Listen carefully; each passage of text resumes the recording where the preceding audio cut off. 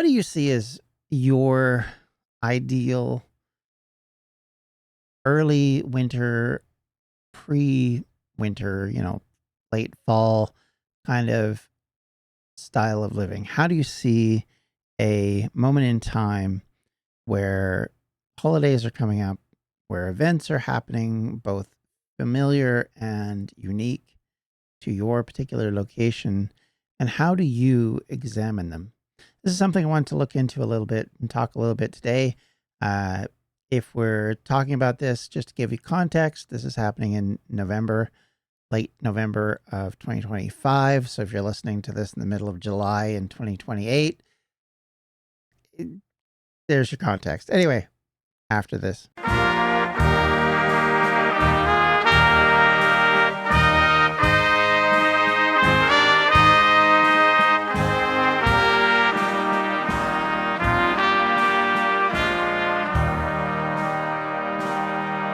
Right.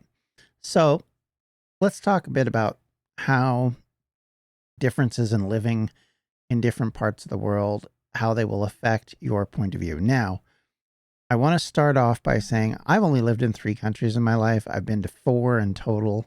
If you want to call a quick trip to Mexico on a day trip, visiting a fourth one, I kind of do, even though it's not a massive, like we didn't go far into the Yucatan or somewhere like that. We just crossed a border and came straight back. But nonetheless, I've only really lived in 3, and I've had experiences through all parts of the year in all 3. And I kind of wanted to talk a little bit today about those experiences and kind of what they're like and kind of what the differences are. I think it's an interesting dichotomy when you can look at these kind of things and be able to examine them and see how different they can be and how sometimes there's a bit of an effect from, say, one overriding culture which sort of overtakes all this. So what we're going to do is we're going to talk a little bit about holidays. We're going to talk a little bit about different lifestyles, different environments, and how they affect us, and talk a little bit about my own personal experience, obviously, in the midst of that, because literally that's what we're talking about. So let's start off with our freeform episode today. And let's first talk about my experience with Halloween.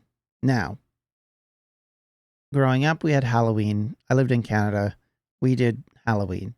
It was the common sort of American movie, TV version of Halloween. You went out, you trick or treated, you gathered your stuff, you went home, you piled it up in front of you, and if your parents weren't watching, you could hoard your candy. Or if they were evaluating, they would take some of it out and either give it to you later, or in some cases, take it for their own benefit. It really depends on your parents and how they look at things. I know as an adult, when I had my own children, we used to share things out a bit more fairly, with the exception of certain items which were collected by the kids, just to make it a bit more fair, because some kids got more than others because they might go a different way. You know, never took away anything that was actually a big value item, if you want to call it that, but kind of that was how we thought processed it out. And it kind of worked out okay. It was a little bit more fair, like I said, and gave each child an opportunity to feel like they got their share, so there wasn't fighting and arguing as much. Although there always was, because it's children, it's what they do. However, growing up, I was the youngest of 4, and there was a great big difference between my older siblings and me, so I never shared with anybody. So for me, it was my own Halloween, and it ended at 13. I stopped at that point, and I never really went out again at any point other than when I took my kids out to do their own trick or treating. And so that was my experience growing up. And quite honestly, most of the time, the weather was all right. It wasn't too cold that I remember. I mean, I'm trying to think back. It was a long time ago, but for the most part, the weather was okay. I remember some being colder than others. I remember having to wear winter jackets at times because, hey, we live in a cold climate and that's what you had to do. But that wasn't as often as I kind of remember later. Now, why that is, I can't really say, because growing up when I did, it was a very cold period in time. And so I know there was a lot of very cold weather things. But most of the things I remember that were in cold weather were later points in time where, like, my friends would go out and they would tell me how cold it was and how they things froze. And I don't really remember those. Most of what I guess I have the most vivid memories of are times when it wasn't, the really cold weather. And to give you a context, when you're in Canada, really cold comes down to about minus 30 degrees Celsius, or if you want to put it in Fahrenheit, which I have trouble translating, say minus 20 ish, I think. I know minus 40 and minus 40 are the same, but if you're in America and you want Fahrenheit, I'm afraid you're going to have to look it up because I won't be able to give you the Fahrenheit very well, except for when I'm in the US because we had to deal with Fahrenheit. So that was kind of my experience growing up as a child. And largely that was my experience with the first major universal holiday, I guess I would call it, of the fall and the early part of winter. Of course, Canada, we have Thanksgiving. It happens much like America, but the difference is it happens in the early part of October instead of the late part of November. So if you're from America or you've watched various things about this on YouTube or other things, about this probably. And the fact that it isn't the same day gets talked about quite a bit because it's a Monday instead of a Thursday, and there isn't a big shopping day that follows up. And people don't get 4-day weekends, they get a 3-day weekend. And it's kind of odd because you have a big turkey dinner and then next thing you know, you're in work the next day, which I wonder how that compares because really I haven't been in that environment. Because when I lived in the United States, for example, we did celebrate Thanksgiving, obviously, on what we call American Thanksgiving. And it was normal. And then we had Black Friday, but I was there in a capacity where I wasn't, I didn't have the money to go spending on Black Fridays or things of that nature. So I just didn't. And of course, nowadays, living in like the UK or living here, Black Friday is just this kind of day that happens after a Thursday. it's not a Thanksgiving, it's just Black Friday. And nowadays, of course, Black Fridays are kind of meaningless compared to what they used to be like. So even at that, we only got it like, if I say it this way, it's going to sound weird, but the reality of it is for me is that Black Friday didn't exist until probably about 10 years ago. We didn't really have that as a day where you went shopping, and it only became kind of a thing because I think the American culture just pushes it so much that businesses started to see it as a value day they could use. And so for me, that wasn't a thing. And when I lived in the US, the one thing I did know is that Thanksgiving was the kickoff to Christmas. So you had Thanksgiving and then Christmas was like the next day almost. And some people even put up their trees and everything on the Saturday or the Friday afterwards, or maybe they'd put it up on the Wednesday before. And it was kind of a big deal because it starts everything. Obviously, famously in the movies, it was when Santa would come to the Macy's as he would be in the Santa Claus or the parade in New York. And so there was all that kind of rigmarole. Well, we just don't have that. The closest thing we have to that in Canada, as an example, is when I was growing up, we used to have something called, and it still exists, but it's not the same. We used to have something called the Santa Claus Parade, which was in Toronto. And a lot of the cultural things about the parade just don't make a lot of sense. They were silly.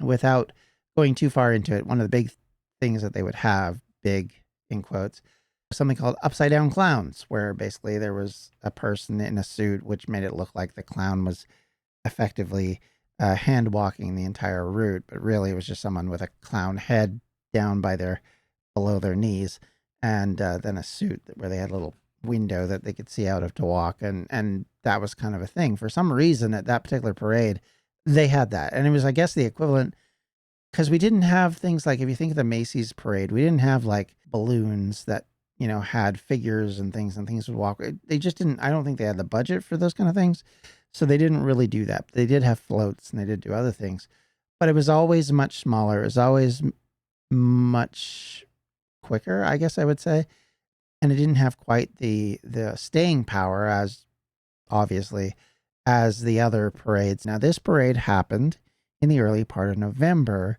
after what would be Remembrance Sunday in the UK, Remembrance Day in Canada, or Veterans Day in the United States, depending on where you are. Obviously, everyone else has different days, Armistice Day. There's all sorts of different names for it. in other places in the world. So is it Veterans Day in the United States? It might be Armistice Day. I don't know. I can't remember. So if I'm wrong, I'm sorry. So but November 11th, for those of you wondering, is kind of a date in Canada, which is a holiday in some parts of Canada and not in other parts of Canada, which is very confusing. But typically that was kind of a separate point for Canadians where you have Halloween and then it immediately becomes the Remembrance Day lead up, which is where everybody wears a poppy, which is done in many Commonwealth countries. And the symbolism behind that being about the poem that was done by a Canadian, John McCrae. So growing up, that was kind of the big deal. You would wear a poppy, you would have ceremonies, and then you would spend 2 minutes thinking about the veterans who died in wars or served in the Army and the Navy and the Air Force, and you would remember them.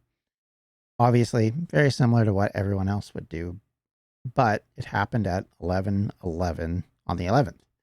And so basically when the First World War ended. That kind of has always been a thing in Canada. It is always sort of something that sort of separates the time between Halloween and the time after Halloween. And for me, I know growing up, Remembrance Day was kind of the last thing, and then you got into the Christmas period. After that, it was all wide open Christmas, Christmas, Christmas, because there's no Thanksgiving to interrupt it if you're American. And of course, if you're in the UK, what breaks it up in between those times, of course, is November 5th, where you have what is now called Bonfire Night, or as the Welsh call it for some reason, Fireworks Night, and in Welsh, I should say. So those two events are very much different. And obviously, Bonfire Night is more celebratory, whereas Remembrance Day is different in that respect. But yet, in the case of Bonfire Night, again, it is strictly a UK thing. It is nothing that we do here. I have never even, I'll be honest, until we went to the UK, I'd never even heard of it really, and was taken aback by how big it was. And in a lot of ways, how big it was. I think the most startling thing was living in where I grew up, and I don't know if I've told this story before, hopefully not.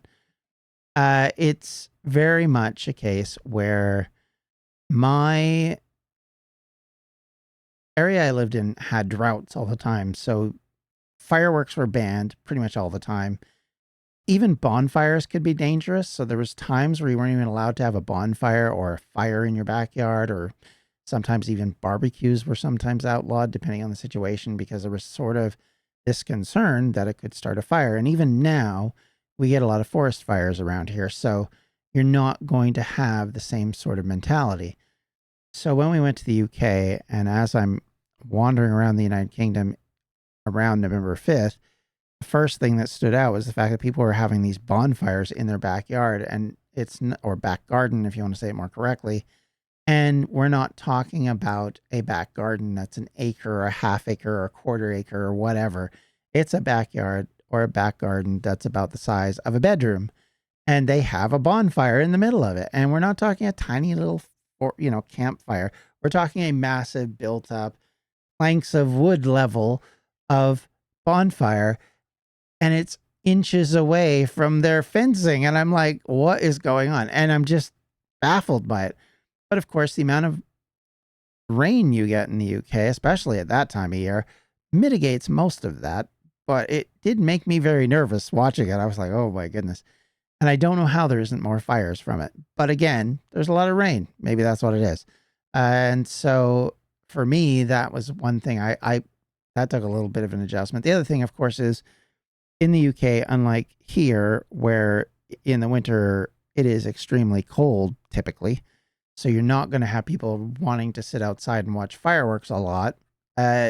Fireworks are going off constantly all night, sometimes every night, depending on where you are in the UK, from basically November 5th to January 1st. It's just basically, and this isn't an organized thing. This is people buying their own fireworks and then just setting them off. It's equivalent to somebody deciding that they're going to buy their fireworks for July 4th if you're American, or July 1st if you're Canadian, and then just lighting them off all of July. That's kind of the way it seems to me, or even July and August. And so people are just setting them off all the time. And I know some people dislike that immensely. Some people find it a lot of fun and they like to do it. I'm not here to judge or criticize one way or the other. I think both have their arguments, so I'm not going to get into that. But it was fascinating in my own life. And I know I've explained this before, but when you see fireworks going up everywhere around you, and it's almost so much that it's lighting the sky to an almost daylight amount, it was shocking to me. And yet really neat, if I was to say it that way. Just one of those things. And I can compare that a little bit to the way July 4th works, because being in the United States, I remember quite vividly at one point, we're driving between one area to another. It's July 4th, and we're just out driving around the neighborhoods just to see what's going on. And people are lighting fireworks and different things. And there are like these people that are putting down just gigantic weaponry. I don't know what you describe it as. There's a term for it, but basically they're just shooting sparks and it's just flooding into the air. And there's so much of it just everywhere. And it's almost like it sets up like a canopy above you of all these sparks. It was insanity. I've never seen anything like it. And we just don't have anything like this in Canada. Like, it's probably likely because of where we live and because of, like I said, the fire worries and the dry levels. I've just never seen anything like that. And it's so we don't have access to fireworks. You have to come, or at least where I lived previously, you didn't have access to them. They were almost banned effectively. So you couldn't even bring them from other places. But where I live now, they have them, but people don't use, I think because we've been sort of taught not to use them, I think people just don't use them as much. Now I say that, my neighbors around here like to light them off periodically around New Year. And so occasionally somebody will go out onto a grass strip and start setting off fireworks at about 1 a.m. or midnight. But it's like one or two. It's not like everybody. So for that aspect of things, it was always sort of interesting to see that. It's always dramatically different. And in a way, it makes more sense because when you're lighting things off in July 1st in Canada Day, as we do, or July 4th, especially if you're in the northern half of the country, in the case of America or anywhere in Canada, you know, your daytime is much longer in the summer than it is in the winter. And so it almost makes more sense that it's in the winter time when you're lighting off fireworks. But nonetheless, that's kind of how it works. And so, you know, do you want to wear short sleeves and shorts out, or do you want to wear, you know, a parka and have darkness? That's kind of your choice. And, or fight off mosquitoes, I guess, is the other option, but there's a bit of that too sometimes. So that's kind of the difference in cultural experience when we're talking about these kind of things. And from my experience, again, going back to my experience as opposed to someone else. Now, if you look from, of course, December, we have Christmas. And if you are someone who celebrates Christmas, it's a big deal. Obviously, if you're of a different belief system, you might not even, Christmas might be that thing that you're sort of obligated to kind of do because other people look at it.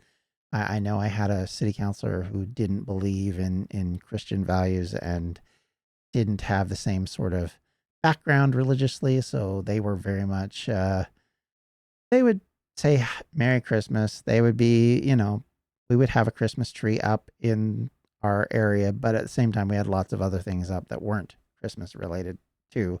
And they were actually the majority of what we'd end up putting up. And I was okay with that. Why wouldn't you be? That kind of thing is kind of cool and kind of unique and kind of fun.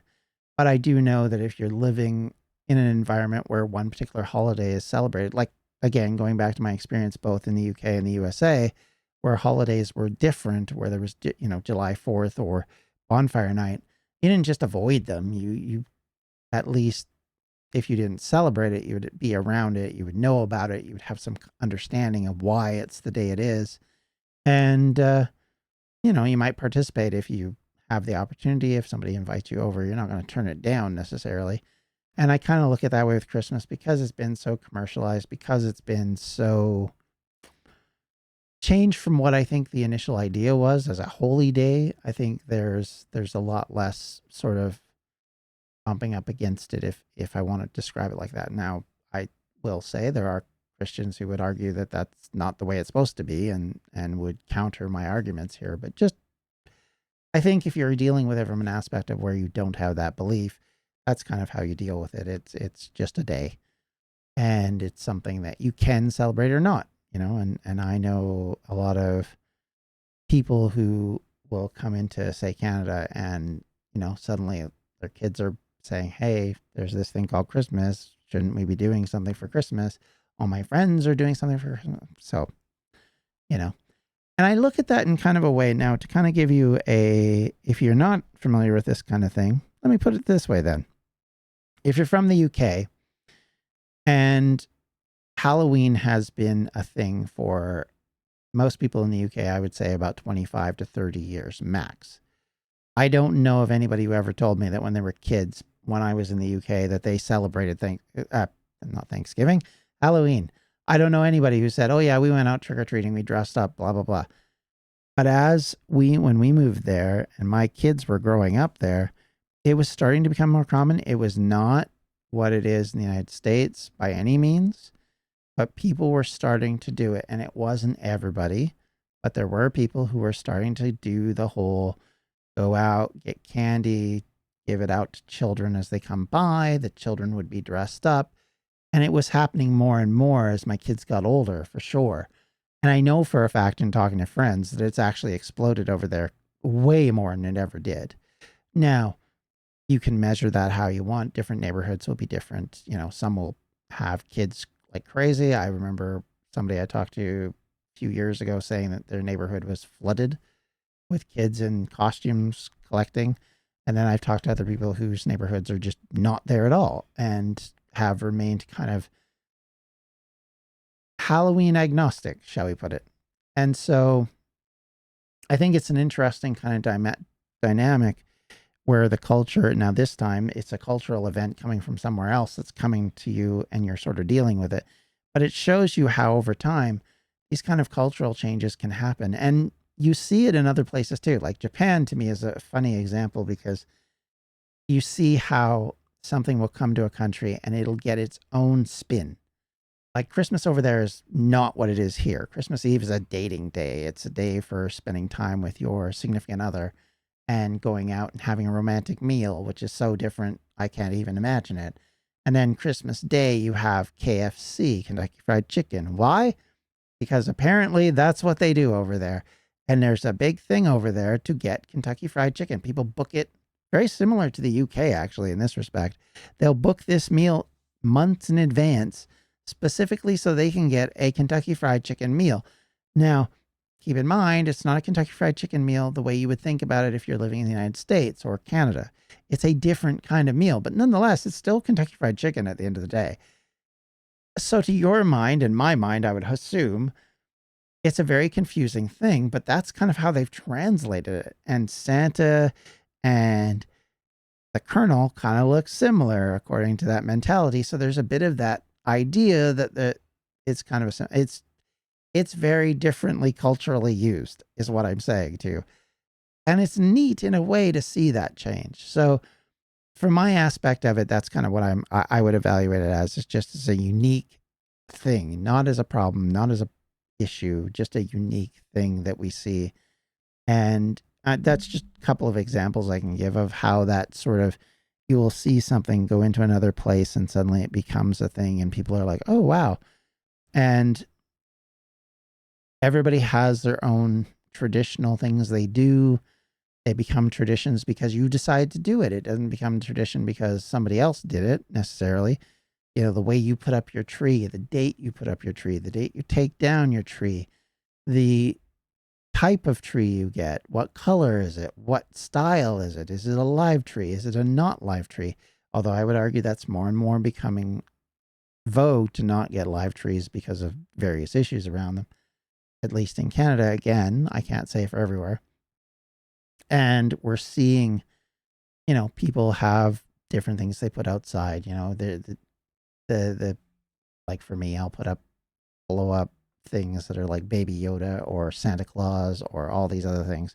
And those all sort of blend in their own way. And then other people will go crazy and put lights everywhere. And they've got, you know, active Ferris wheels like I've seen before where there's various figures on the Ferris wheel going around and there's lights all over it. And it's like massive. And it's on somebody's lawn. Or there's like musical things going on. And that more North American, I will grant you. And especially I've seen it in America more than I've seen it even in Canada, but it does happen here.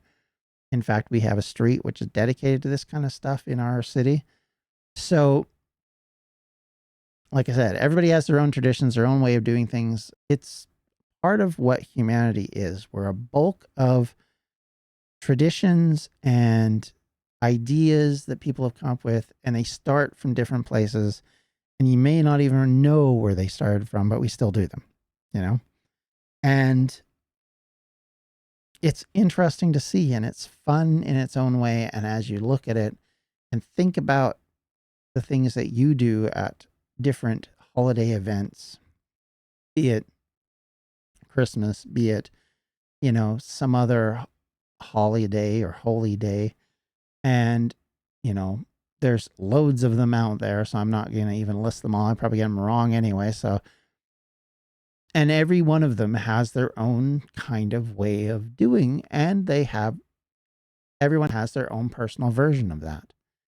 And I think it's a neat thing to understand. And I think that's one of the things that I like about this time of year as we get closer to this period where there's always these different events going on, and kind of seeing how they all work and how everybody sort of negotiates their way through them. And it's once you get past this that I find winter to be the horror show and the drudgery that I dislike.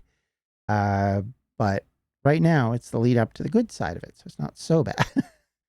And as long as it's not minus 30 for a month and 4 feet of snow and all the other fun stuff that sometimes can hit, that kind of thing, of course, different. Or if you're in Britain, maybe it's the month and a half of just solid rain and darkness and dreariness that kind of sets it apart for you. And maybe that's not something, and maybe you're by yourself, and maybe these kind of family oriented type things aren't your big celebration point or something you want to celebrate. Well, you know, there's nothing wrong with any of that. This is not a competition to say, well, no, we need this, we need that. Everybody has, you know, I know people that to them, Halloween is a way bigger deal than anything that they do at Christmas time. Or other people who New Year's Eve and New Year's Day is a massive time and a massive day, and they much more focus on that than any other time of the year. So everybody has their point in time which are important to them. So I just kind of wanted to talk about that, ramble on a little bit about that. I hope that is interesting. I hope you took something away from that. And even if you didn't, if you just want to share in comments, you know, kind of what you do different than everybody else, or what you like or what you don't like, without getting, you know, critical or harsh about it, I think. And keep in mind that everybody has their own way of doing whatever they do. And I don't think there's necessarily a wrong or a right. As long as everybody's happy at the end of it, I think that's what's most important. And with all of that said and done, I hope you guys have a great winter. And if you have any questions, comments, or concerns, you can always reach me at the Welsh History Podcast at gmail.com. You can also reach out to me at any one of my social media sites, with the exception of Facebook, at Welsh History Pod. And on Facebook, of course, at facebook.com/Welsh History Podcast. And hey, if you'd like to donate to help this podcast grow, you can do so at patreon.com/Welsh History. Thank you to everyone that does, because you are massively important to me. You help me with this so much, and I really appreciate every one of you, past and present, who donate and help out. It's amazing. And thank you, everyone, once again. Talk to you next week. Bye-bye. Welsh History Podcasts is a member of the Evergreen Podcast Network. To find more information on them, you can do so at evergreenpodcasts.com. Thanks for listening.